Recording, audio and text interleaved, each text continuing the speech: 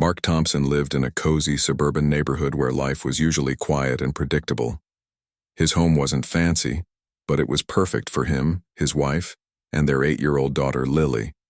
Mark took immense pride in his front lawn. It was the greenest, most well-maintained patch of grass on the block. Every weekend you'd find him outside trimming the edges, watering the plants, or mowing the grass to perfection.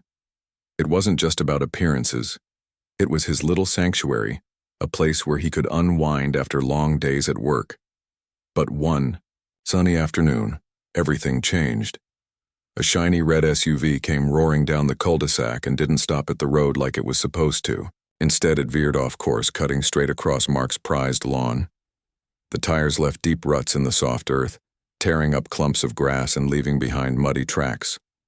At first, Mark thought it was an accident. Maybe the driver had been distracted or lost control briefly. But when the same thing happened again the very next day and then the day after that, he realized this wasn't a fluke. The culprit turned out to be Karen, a woman who fancied herself the unofficial leader of the Homeowners Association, HOA. She was infamous around the neighborhood for her sharp tongue and nosy attitude. Everyone knew Karen. She was the type of person who would show up uninvited, to inspect your holiday decorations or lecture you if your mailbox leaned too far to one side. And now, apparently, she had decided that Mark's lawn was her personal shortcut. Karen's routine became painfully predictable.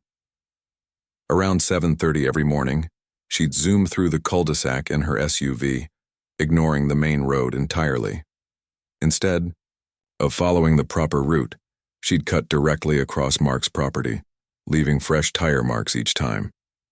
Sometimes she even did it twice a day, once on her way to work and again when she returned. Each pass destroyed more of Mark's hard work, turning his once beautiful lawn into a patchwork of dirt and weeds. At first, Mark tried to handle things diplomatically. He approached Karen one evening as she was getting out of her car. Politely, he explained how her actions were damaging his lawn and asked her to please stick to the road. Karen barely glanced at him before brushing him off with a dismissive wave. "Oh, don't be so dramatic," she said with a smirk. "It's just grass. It'll grow back." Then she strutted into her house without another word. Feeling frustrated but determined, Mark decided to escalate the matter. He filed a formal complaint with the HOA, hoping they'd intervene. After all, speeding across someone else's property was clearly against the rules. To his dismay, nothing happened. When he brought it up at the next meeting, Karen interrupted him mid-sentence, claiming that the shortcut helped reduce traffic congestion during rush hour. Some of the other members nodded along, unwilling to challenge her. Mark walked away feeling defeated.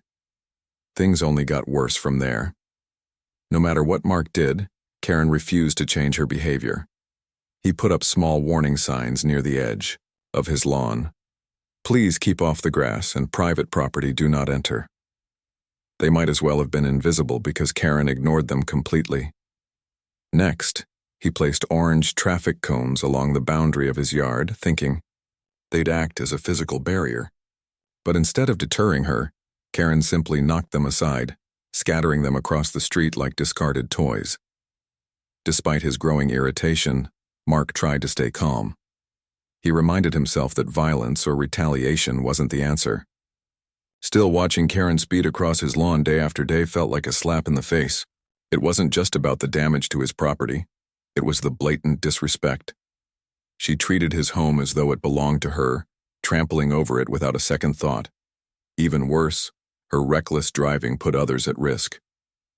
One afternoon, Mark watched in horror as Lily played with her dolls near the driveway while Karen sped past, narrowly missing her. That close call left him shaken. Something had to be done. But what?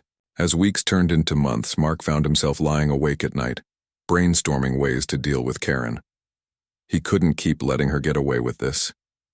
There had to be a way to make her understand the consequences of her actions without resorting to anything illegal or dangerous. Little did he know, inspiration was closer than he thought. All it would take was a late-night internet search and a trip to the hardware store to set his plan in motion. Mark's frustration reached new heights as Karen continued her daily routine of tearing up his lawn. Each morning, without fail, She would speed across his grass like it was a racetrack, leaving behind fresh scars that seemed to mock him. The tire marks grew deeper with every passing day, turning what was once a lush green carpet into a patchy mess of dirt and weeds. Mark had tried everything he could think of to stop her. Signs, cones, polite conversations, but nothing worked. If anything, Karen only became bolder, as if she were daring him to do something about it. The tension between them started spilling over into other parts of Mark's life. He couldn't enjoy his mornings anymore because he'd be standing at the window, watching for Karen's red SUV like a hawk. She had turned his peaceful home into a battleground, and it was wearing on him. His wife, Sarah, noticed the change in him too. "You're obsessing over this," she told him one evening as they sat together on the couch. "I know how much the lawn means to you, but don't let her ruin your peace of mind." "I'm not obsessing," Mark replied defensively, though, deep down, he knew she was right. He wasn't sleeping well, constantly replaying encounters with Karen in his head and imagining ways to make her stop. But no matter how hard he tried to push those thoughts aside, they kept creeping back. Every time he saw her car zoom across his property, it felt like a personal attack, a reminder that she didn't care about anyone but herself. One afternoon, Mark decided to try one last desperate attempt at reasoning with Karen. He waited outside his house, positioning himself near the edge of the lawn where she always made her entrance. Sure enough, just after 7:30 a.m., her SUV appeared. As she sped toward his yard, Mark stepped forward, waving his arms to get her attention. To his surprise, Karen actually slowed down for a moment. She rolled down her window just enough to glare at him. "What now?" she snapped, clearly annoyed by the interruption. "Karen," Mark said, trying to keep his tone calm despite the anger bubbling inside him, "you've been driving across my lawn almost every day for months. You're destroying my property, and I've asked you multiple times to stop. Isn't there another way you can get to work?" Karen rolled her eyes dramatically. "Oh, come on, Mark, it's just a little shortcut. Stop being so uptight. Besides, it saves me 5 whole minutes. With that, she revved her engine and drove off, leaving him standing there speechless. That interaction left Mark seething. How could someone be so callous? He wasn't asking for much, just basic respect for his property and his family's safety. Yet Karen acted like her convenience mattered more than anything else. What made it worse was knowing that she wouldn't face any consequences. The HOA had already shown they weren't going to intervene, and the neighbors seemed too afraid of Karen to speak up. Mark realized he was on his own. His breaking point came one crisp autumn afternoon when Lily was playing outside. Mark had set up a small picnic blanket for her near the driveway so she could color while he did some gardening. He kept glancing at her, smiling as she giggled and pointed out shapes in the clouds. Then, out of nowhere, Karen's SUV came barreling through the cul-de-sac. She didn't slow down as she approached the lawn, cutting across it at full speed. Lily froze, dropping her crayons as the massive vehicle zoomed past her, close enough to ruffle her hair. For a split second, Mark thought the worst might happen. His heart pounded as he rushed to scoop her up, holding her tightly until the sound of Karen's engine faded into the distance. Lily looked up at him with wide eyes. "Daddy, why does that lady drive so fast?" she asked innocently. Mark didn't have an answer. All he could do was hug her tighter and promise silently that he'd find a way to protect her and their home from Karen's reckless behavior. That night, as Sarah tucked Lily into bed, Mark retreated to his garage, pacing back and forth as his mind raced. He knew he couldn't rely on anyone else to solve this problem. It was up to him to take matters into his own hands. Desperate for inspiration, Mark pulled out his laptop and started searching online for ideas. He typed phrases like, "how to stop people from trespassing" and creative ways to deter bad drivers. At first, most of the results were useless. Legal advice or suggestions to install expensive fencing. But then, buried among the search results, he stumbled upon something intriguing. Videos of elaborate prank setups designed to surprise intruders. One clip showed a hidden device that sprayed harmless powder onto unsuspecting trespassers. Another featured a clever contraption that triggered loud noises and flashing lights. An idea began forming in Mark's mind. What if he could create something similar, A harmless yet memorable deterrent that would finally teach Karen a lesson. Something that would catch her off guard and make her think twice before ever setting foot, or tire, on his property again. The more he thought about it, the more excited he became. This wasn't about revenge. It was about reclaiming control of his space and ensuring his family's safety. Over the next few days, Mark threw himself into planning his project. He scoured his garage for materials and made a list of items he needed. Mark's mind was buzzing with excitement as he began piecing together his plan. He had spent hours researching and brainstorming, and now it was time to bring his idea to life. The goal was simple: create a harmless yet unforgettable trap that would stop Karen in her tracks, or rather, her tires. It needed to be clever enough to surprise her, safe enough to avoid any real harm, and effective enough to make her think twice about ever driving across his lawn again. The first step was gathering materials. Mark rummaged through his garage, pulling out scraps of wood, old wires, duct tape, and empty plastic containers. He also made a quick trip to the local hardware store, where he picked up some pressure-sensitive switches and a few other components he'd need for the mechanism. To complete the setup, he ordered brightly colored, non-toxic powder online, enough to create a dazzling explosion of rainbow hues. For Lily's school project, he told the cashier when asked what the supplies were for. The lie rolled off his tongue easily. By now, he had rehearsed it several times. Back at home, Mark set up a makeshift workshop in his garage. With tools spread out on his workbench and blueprints sketched hastily on a notepad, he got to work assembling the device. The core of the trap was a pressure plate, a flat panel rigged with sensors that would trigger the release of the powder when enough weight pressed down on it. Mark carefully calibrated the sensitivity so it wouldn't activate unless something heavy, like a car tire, rolled over it. He didn't want squirrels, stray cats, or even curious kids accidentally setting it off. Once the pressure plate was ready, Mark attached it to a series of small containers filled with the vibrant rainbow powder. These containers were positioned just beneath the surface of the ground, hidden under a layer of fake grass he'd purchased specifically for this purpose. When triggered, the containers would burst open, sending a colorful cloud shooting upward. It was messy but completely harmless, a playful prank that packed plenty of shock value without posing any danger. As he worked, Mark couldn't help but feel a sense of satisfaction. This wasn't just about stopping Karen anymore. It was about taking back control of his property and maybe having a little fun along the way. Still, he knew he had to be careful. If Karen figured out what he was doing beforehand, she might retaliate or report him to the HOA. So he kept his operation low-key, working late into the night when everyone else was asleep. Even Sarah seemed oblivious, assuming he was still tinkering with whatever school project he'd mentioned earlier. Testing the device proved to be both challenging and entertaining. Mark set up a mock version of the trap in a secluded corner of his backyard, using sandbags to simulate the weight of a car. At first, the contraption didn't work quite right. The pressure plate was too stiff or the powder containers didn't open evenly. But after several adjustments and tweaks, he finally got it working perfectly. One test run sent a glorious plume of rainbow powder erupting into the air, coating nearby bushes and leaving Mark laughing despite himself. It was exactly the kind of reaction he hoped Karen would have. With the design finalized, Mark turned his attention to the placement of the trap. He chose a spot near the edge of his lawn where Karen always entered, ensuring it blended seamlessly with the surrounding grass.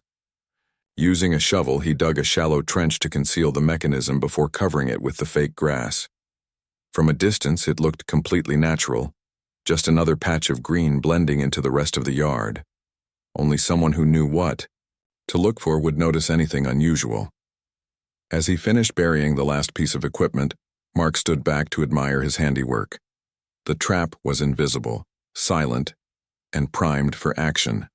All it needed now was its target. Mark felt a mix of anticipation and nerves as he imagined Karen speeding across his lawn the next morning, only to be greeted by an explosion of color. Would she scream, laugh, or storm over to his house demanding answers? Whatever happened, Mark knew one thing for sure: this was going to be unforgettable. That evening, as he sat down to dinner with Sarah and Lily, Mark allowed himself a small smile. For the first time in months, he felt hopeful. Tomorrow would mark the beginning of a new chapter, one where Karen might finally learn to respect boundaries. And if nothing else, at least the neighborhood would have something interesting to talk about for weeks to come. The morning of the big day arrived, and Mark woke up earlier than usual. He tiptoed out of bed so as not to disturb Sarah and Lily, who were still fast asleep. His heart raced with a mix of excitement and nerves as he peeked out the window to check on his lawn. The trap was perfectly concealed beneath the fake grass, blending seamlessly into the surroundings. From where he stood, it looked like any ordinary patch of greenery, but Mark knew better. Hidden just below the surface was his carefully crafted contraption, ready to spring into action at the slightest provocation. He spent the next hour pacing around the house, pretending to sip coffee while keeping one eye on the clock. Karen's routine was predictable. She always drove through the cul-de-sac at exactly 7:30 a.m. Mark had timed her movements over the past few weeks, noting how she never deviated from her schedule. Today would be no different, or so he hoped. As the minutes ticked by, he felt a strange sense of calm wash over him. There was nothing left to do now except wait and see if his plan worked. At precisely 7:28 a.m., Mark heard the distant hum of an engine approaching. He moved closer to the window, peering through the curtains without drawing attention to himself. Sure enough, Karen's shiny red SUV came roaring into view. She didn't slow down as she turned onto the street, her tires screeching slightly, as she accelerated toward his lawn. Mark held his breath, watching intently as the vehicle veered off course and headed straight for the trap. Everything seemed to happen in slow motion. Karen's front left tire rolled directly over the hidden pressure plate. For a split second, there was silence, a brief pause that made Mark wonder if something had gone wrong. Then, with a loud pop, the mechanism activated. A burst of rainbow-colored powder exploded upward, engulfing the SUV in a dazzling cloud of vibrant hues. The effect was instantaneous and spectacular. Streams of blue, green, yellow, and pink shot into the air, swirling around the car like a chaotic fireworks display. Karen slammed on the brakes, her SUV skidding slightly before coming to an abrupt halt. She sat frozen behind the wheel, staring ahead in utter disbelief. The once pristine exterior of her vehicle was now coated in a thick layer of colorful powder, which clung stubbornly to the windows, hood, and roof. Puffs of pigment floated lazily in the air, settling slowly onto the ground around her. It was a sight unlike anything Mark had ever seen, and judging by Karen's stunned expression, neither had she. For a moment, the world seemed to stand still. Mark watched silently from his window, trying to suppress a grin as he took in the scene. Neighbors began emerging from their homes, drawn by the commotion. Some stood on their porches, shielding their eyes against the morning sun as they tried to figure out what had happened. Others wandered closer, craning their necks to get a better look at Karen's now multicolored SUV. A few couldn't resist snapping photos or videos with their phones, capturing the surreal moment for posterity. One elderly neighbor, Mr. Henderson, chuckled audibly as he leaned against his fence. "Well, I guess we know whose car won't be blending in anytime soon," he quipped, earning a ripple of laughter from the growing crowd. Even Mrs. Patel, who rarely ventured outside, stepped out onto her driveway clutching a cup of tea. Her eyes widened as she took in the spectacle. "Is that glitter?" she asked incredulously, pointing at the shimmering residue clinging to Karen's windshield. Meanwhile, Mark stayed hidden inside his house, observing everything from a safe distance. Part of him wanted to rush outside and confront Karen, but he decided to bide his time. Let her stew in confusion for a bit, he thought. Besides, the neighbors' reactions were priceless. Some openly laughed, while others whispered among themselves, clearly amused by the unexpected turn of events. One teenager even shouted, "Rainbow power!" before high-fiving his friend. After several long moments, Karen finally emerged from her car. She yanked open the door with such force that it nearly hit the side mirror. Stepping out, she surveyed the damage with a mixture of anger and bewilderment. Powder clung to her clothes and hair, giving her an unintentionally festive appearance. Her face flushed bright red, not just from embarrassment but also from the rising tide of fury building within her. "What is the meaning of this?" she barked, her voice cutting through the murmurs of the crowd. Her gaze darted around the neighborhood, searching for someone to blame. When her eyes landed on Mark's house, suspicion flickered across her face. Without hesitation, she marched toward his front door, leaving trails of colored footprints in her wake. Mark braced himself for the confrontation. He knew Karen wouldn't let this go quietly, but he also knew he'd prepared well. The trap was harmless, non-toxic, and entirely legal, a prank designed to send a message rather than cause harm. Still, facing Karen's wrath wasn't going to be easy. As he heard her stomp up the steps to his porch, he took a deep breath and opened the door, ready to explain himself and maybe enjoy a little satisfaction along the way. Karen stormed up to Mark's porch like a hurricane, her face red with fury and her clothes dusted in rainbow powder. She didn't bother knocking. Instead, she flung open the screen door and barged inside without invitation. Mark had barely stepped into the living room when she confronted him, her hands planted firmly on her hips. "What in the world is going on out there?" Karen demanded, her voice sharp enough to cut glass. "You think this is funny? You ruined my car." Mark crossed his arms, doing his best to stay calm despite the chaos unfolding around him. He glanced outside, where neighbors were still gathered, some openly laughing at Karen's predicament. Her once pristine SUV now looked like it had been attacked by a pack of overzealous glitter enthusiasts. The sight was undeniably comical, but Mark knew better than to laugh in front of Karen. Not yet, anyway. "Funny?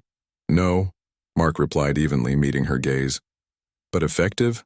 Absolutely." Karen blinked at him, momentarily caught off guard by his response.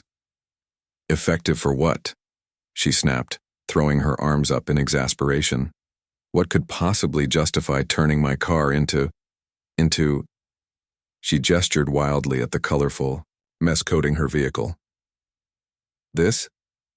For teaching you a lesson," Mark said simply. His tone was firm but not angry, as if he were explaining something obvious to a child. "You've been driving across my lawn every single day for months. You've destroyed my grass, ignored my request to stop, and put my family in danger. Did you really think I'd just sit back and let you keep doing it?" Karen scoffed, rolling her eyes dramatically. "Oh, please, your precious lawn isn't that big of a deal, it's just grass." "It's not just grass," Mark shot back, his voice rising slightly. "It's my property, my home, and more importantly, it's where my daughter plays. Do you have any idea how close you came to hitting her yesterday? She was right there, Karen, playing near the driveway while you sped past like a maniac. What if something had happened? Would you even care?" For a brief moment, Karen's bravado faltered. She opened her mouth to retort but hesitated, glancing toward the crowd outside. Several neighbors were watching intently, their expressions ranging from amusement to disapproval. Mr. Henderson gave her a pointed look, raising an eyebrow as if to say, "He's got a point." Even Mrs. Patel nodded solemnly, clutching her teacup tightly.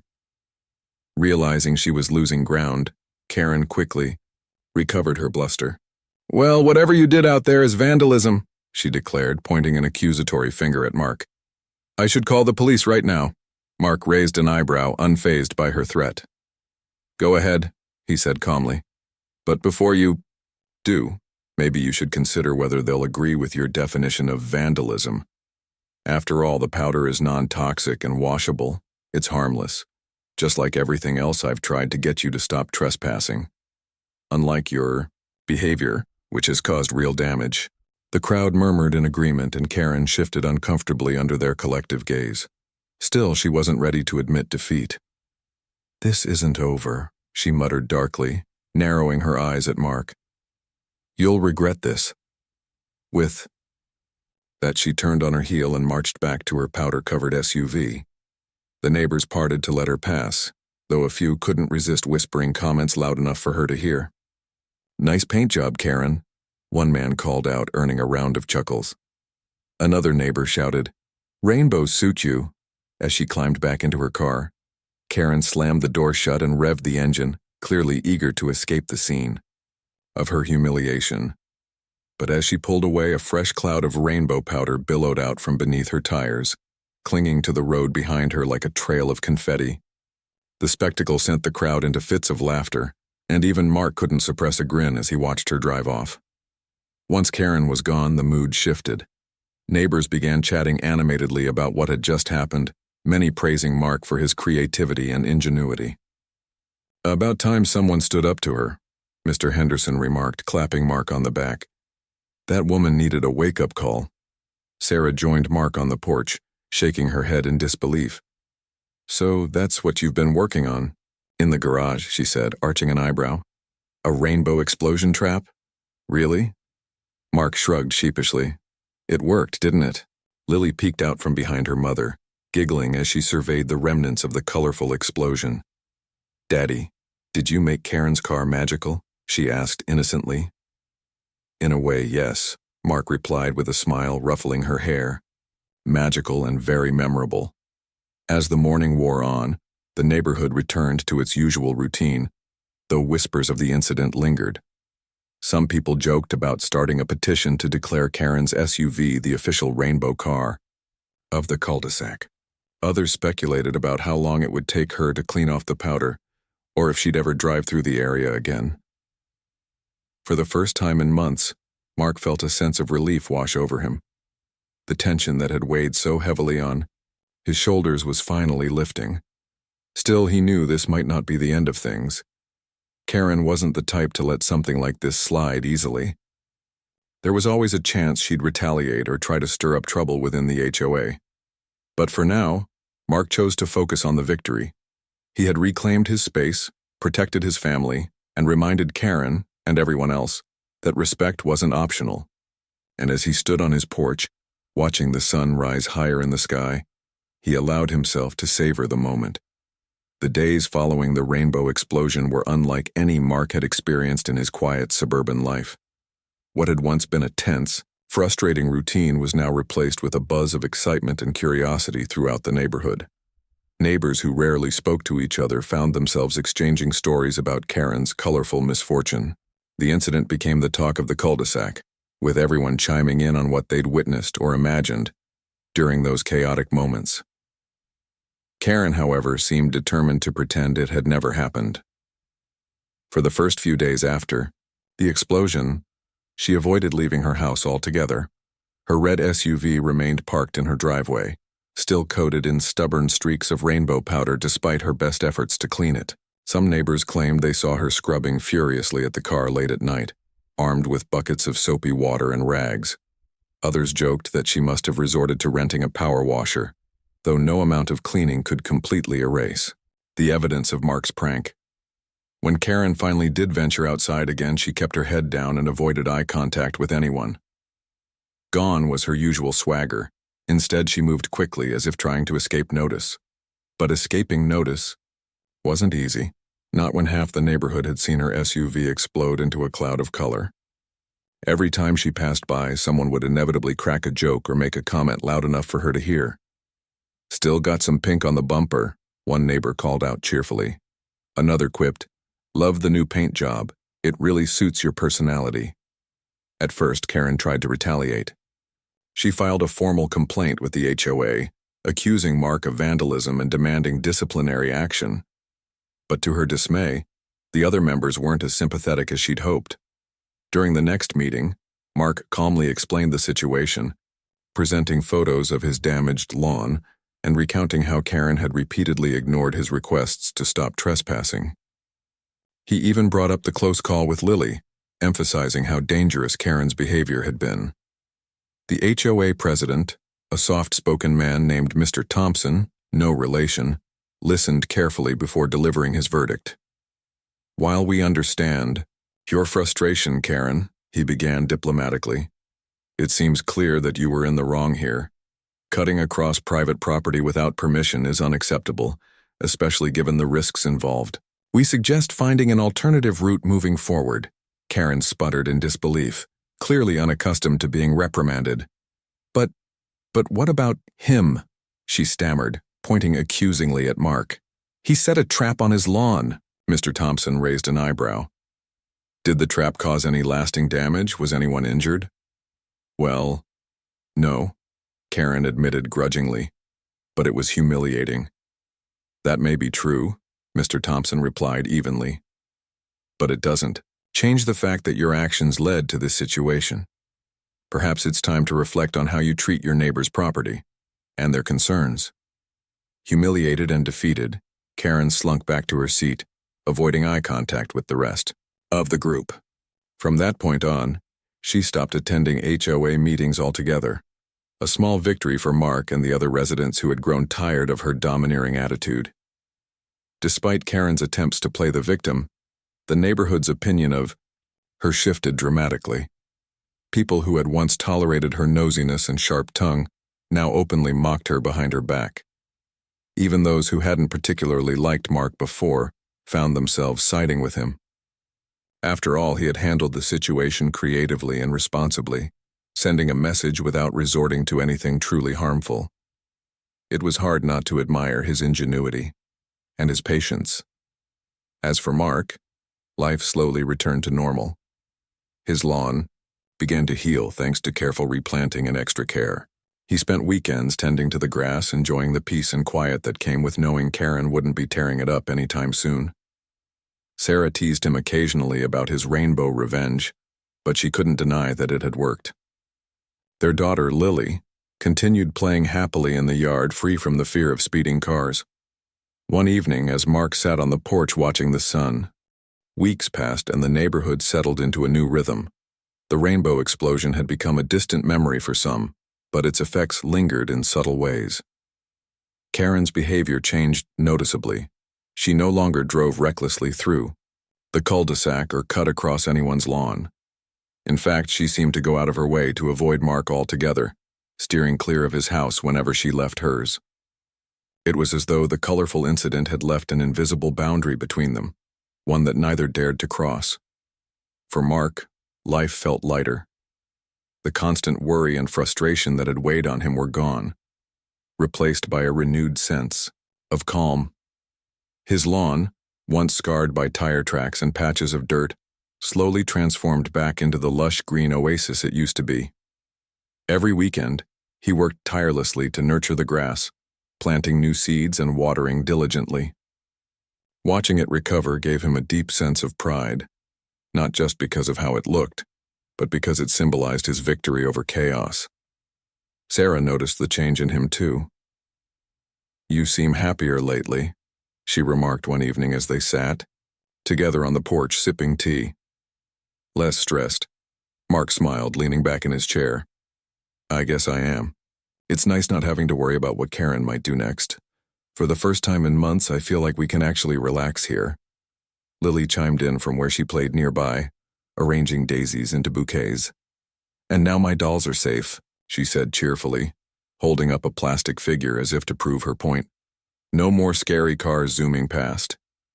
Her innocent comment made both parents laugh, but it also reminded them why Mark had taken such drastic measures in the first place. Protecting their family, and especially Lily, had always been his top priority. Knowing that their home was once again a safe haven brought them all peace of mind. As the weeks turned into months, the story of the rainbow explosion became something of a local legend. Neighbors often brought it up during casual conversations, recounting details with fondness and humor. At community gatherings, people would nudge each other and whisper, "Remember when Karen got glitter bombed?" It became a running joke, a shared moment of levity that bonded the residents together. Even those who hadn't witnessed the event firsthand knew the story well enough to laugh along. Karen, meanwhile, kept a low profile. She still attended HOA meetings occasionally, though she rarely spoke unless absolutely necessary. When she did, her tone was noticeably softer, less confrontational than before. Some neighbors speculated that the prank had humbled her, while others thought she was simply biding her time until the spotlight faded. Either way, her days of throwing her weight around appeared to be over. One crisp autumn afternoon, Mark decided to host a small barbecue for the neighborhood. He figured it was a good opportunity to reconnect with his neighbors and celebrate the newfound harmony in the cul-de-sac. As guests arrived, bringing plates of food and bottles of soda. The atmosphere was warm and lively. Children ran around playing tag, while adults gathered in clusters, chatting and laughing. To everyone's surprise, Karen showed up too. She hesitated at the edge of Mark's driveway, clutching a store-bought apple pie awkwardly in her hands. For a moment, it seemed like she might turn around and leave, but then Mark spotted her and waved her over. "Hey, Karen," he greeted her warmly, taking the pie from her. "Thanks for coming. Apple's my favorite." Karen forced a tight smile, looking uncomfortable but determined. "I thought I should probably make an appearance," she muttered, avoiding eye contact. "And, thanks for inviting me." The exchange was brief, but it marked a turning point. Though Karen didn't stay long, her decision to attend the gathering signaled a shift in her attitude, or at least a willingness to coexist peacefully. Over time, she became less abrasive, more willing to listen to others' concerns without immediately dismissing them. While she wasn't exactly beloved, she was tolerated, which was progress in its own right. As the sun dipped below the horizon that evening, casting golden light across the yard, Mark stood back and surveyed the scene. His lawn was alive with laughter and chatter, a stark contrast to the tension-filled days of the past. Sarah joined him, slipping her hand into his. "You know," she said softly, "this feels like the start of something good." Mark nodded, squeezing her hand. "Yeah, we've earned it." In that moment, surrounded by friends and family, Mark realized that the rainbow explosion had done more than teach Karen a lesson. It had reminded everyone, including himself, that standing up for what matters doesn't have to mean conflict or bitterness. Sometimes it can bring people closer together, creating a stronger, kinder community in the process. And as he watched Lily chase fireflies with her friends under the starlit sky, Mark knew they had built something worth protecting, a home filled with love, laughter, and the promise of brighter days ahead.